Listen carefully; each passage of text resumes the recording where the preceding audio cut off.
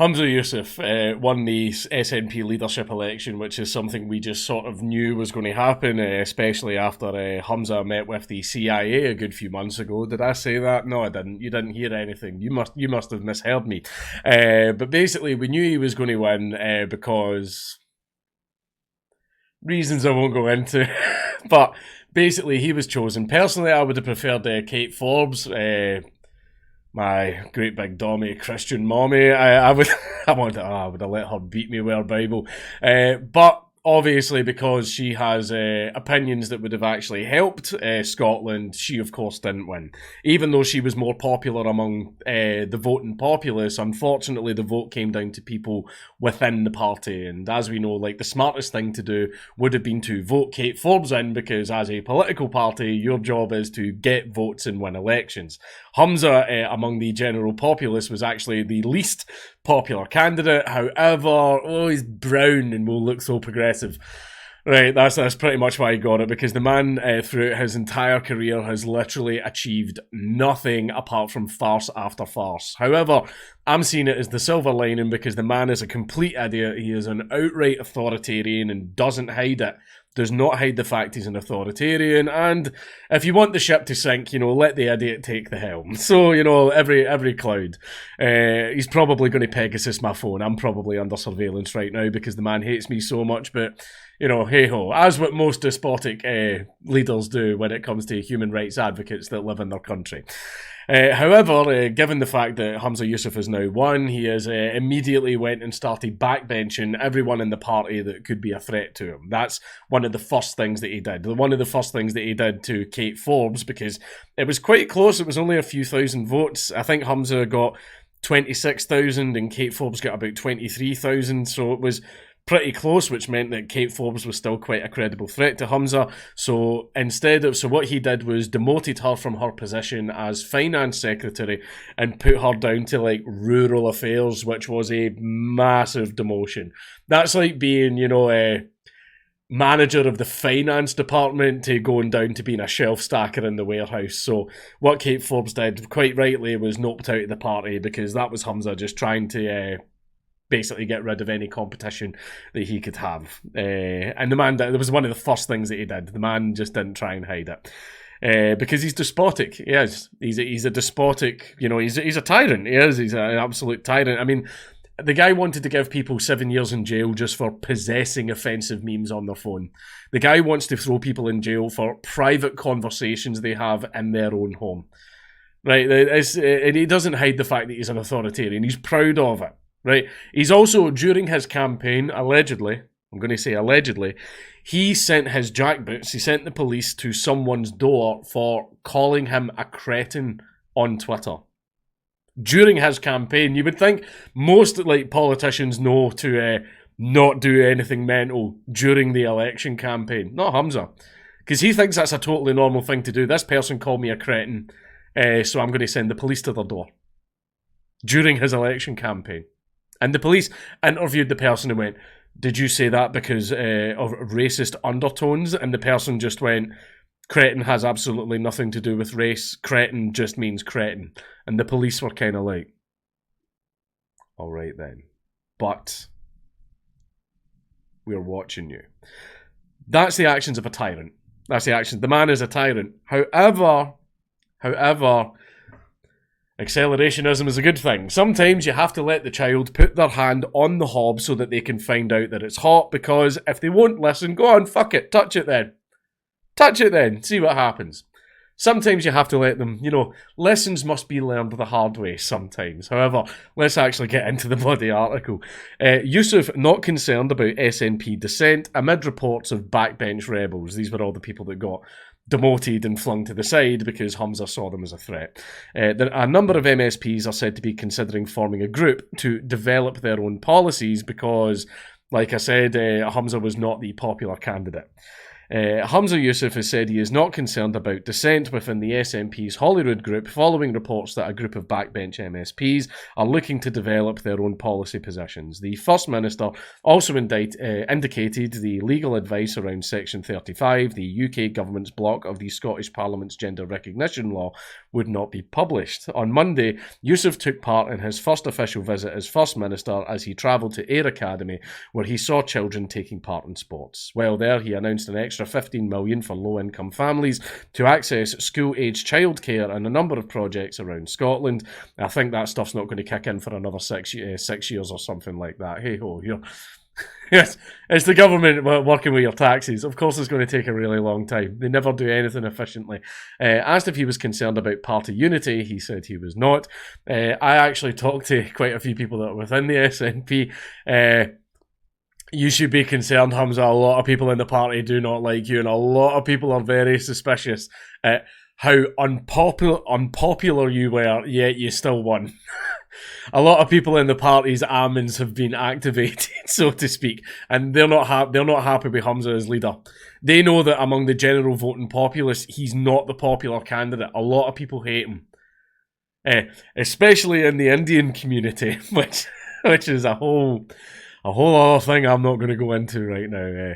He said, I read beyond the headline. It seemed to suggest that there were some MSPs that wanted to, in their own words, work constructively with the government to put forward some policy suggestions. I've got a very open door as First Minister. No, you don't. You already backbenched and got rid of anyone that was your competition or who wanted to go against any of your policies. Any good policy suggestion that comes from my own group, be it from the front benches or the back benches, I'll be very keen to look at. Now, you've already dismissed lots of them, Hamza.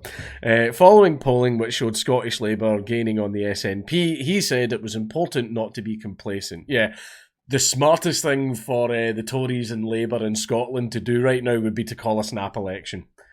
It would be to call a snap election because, like I said, Hamza was not the popular candidate among the voting populace. And the idea, at least I thought, in a democracy is you're supposed to win the votes. You're supposed to win the votes in the party, right? That's what you're supposed to do. Your job is to win elections. So you want to get a candidate that the general populace are going to vote for. However, they did the dumb thing and went for Hamza, and great. Great, bring in the dickhead. Bring in the authoritarian guy that wants to throw people in jail for criticising him, which he's done multiple times. He sent the police to get people arrested for criticising him and making fun of him. Because he's a despot. He is. He's a tyrant. Which is why I'm half frightened. I text my lawyer immediately, by the way, and went, be ready. Be ready, because I've got a feeling that see how the stuff that was going on with Friendly Geordies in Australia, I've got a feeling that might start happening to me. So I did text my lawyer and went, be ready, just in case, just be on standby. Get ready to appear at the cells on Friday night, because I know that if Hamza does send in the jackboots, he's going to send them on Friday night so that I get kept in until Monday morning. Bet. He said, hence why I'm here for my first visit, because I want to try and help as many households, particularly low-income households, as we possibly can with childcare, and that helps individuals get into work and stay in work, and of course it helps the economy too. During the SNP Leadership contest, Yusuf says he would go to court to fight the UK government's use of a Section 35 order to block the Gender Recognition Reform Bill. I don't know. Don't quote me on this, but see, because I'm going back to articles that have been out for a bit that I wanted to cover, I think Humza's actually pulling back out of that, the Gender Recognition Reform Bill, and I believe, I don't know this for certain, I'm going to say allegedly, this is just what I've heard, is Humza is very close with the Muslim and Pakistan lobby. He's very close with them. He's part of them. And when it comes to the LGBT stuff, no, I don't know if you know this, but Muslims and, Pakistan, when it comes to LGBT stuff, doesn't mix very well, They don't seem to be keen on that.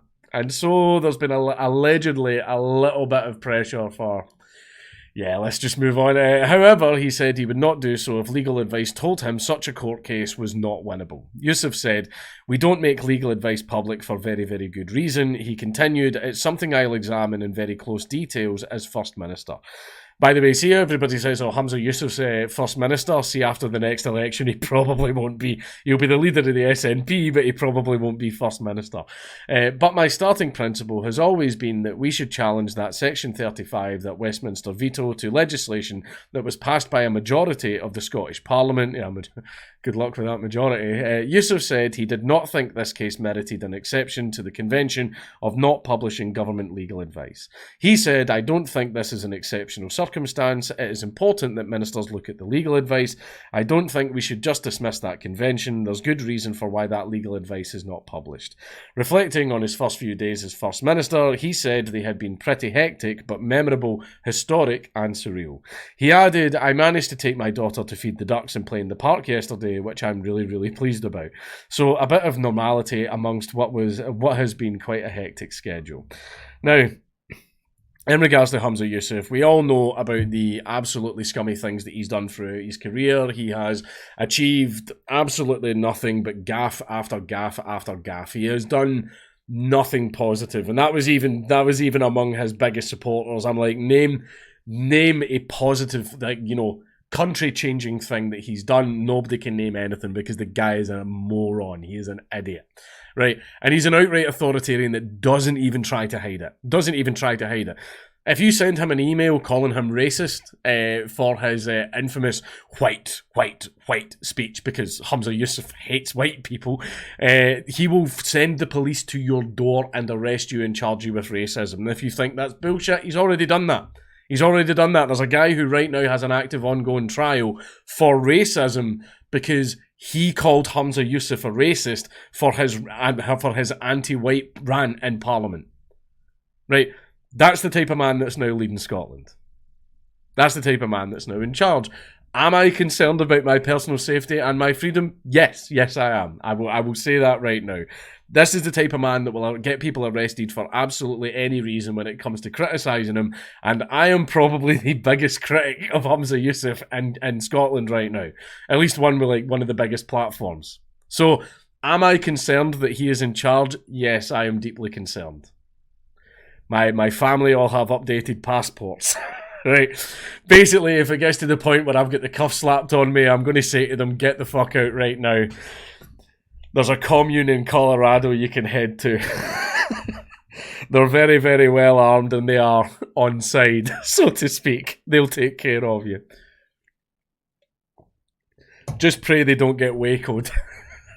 But yeah, I am concerned. I am quite concerned for my own safety and the safety of my family because of the type of person that Hamza Yusuf is. That is something that I do worry about. However, the silver lining to it is he will fuck up. He will fuck up. And now that he's not just some little sideshow idiot character and he is now the First Minister, all of his stuff will be brought to the forefront. Everything, instead of the dumb stuff like saying, there's nothing wrong with the police infrastructure, and then literally an hour after he said it, a police station roof caved in. All of that stuff, instead of just being a funny sideshow, that's now going to be first and foremost in front of everyone, right? He's already getting lambasted for his atrocious record on human rights, right? And that was it. He ran on a platform of human rights. That was it. I will protect your rights. I will protect your rights. I'll protect your human rights. When he literally passed a bill that wanted to put you in jail for 7 years for possessing an offensive meme. Right, he's a politician. He lies. That's what they do, right? And I think, however, that he is going to make fuck up after fuck up after fuck up, and the party will just pan in, right? The smartest thing for Tories and Labour to do right now would be to call for a snap election, right? SNP will lose the majority like that. Even their coalition with those little loonies in the Greens, it's not going to help them, right? They would lose. He would not be First Minister anymore because he is not the popular choice among the voters. He's not the popular choice. Basically, it's a case of, this is all anecdotal. Literally every single SNP supporter that I know that I've spoken to have all went, and there's people that live where I live, there's some people that are vehement nationalists. Well, nationalists, you know, in the SNP sense. And not a single one of them's happy Humza won. No, not a single one of them are happy that Humza won. And they are calling it a little bit sus. But, like I said, if you want the boat to sink, let the idiot take the wheel for a little while. Right? Because the SNP are authoritarian. They do not care about you. No matter what they say, they do not care about your human rights. I mean, the current leader will literally send the police to your door just for criticising him and calling him names. Right? For calling him a cretin, he will send the police to your door. That's the behaviour of a dictator. However, under the current climate, dictators, especially in the West, don't exactly last for very long.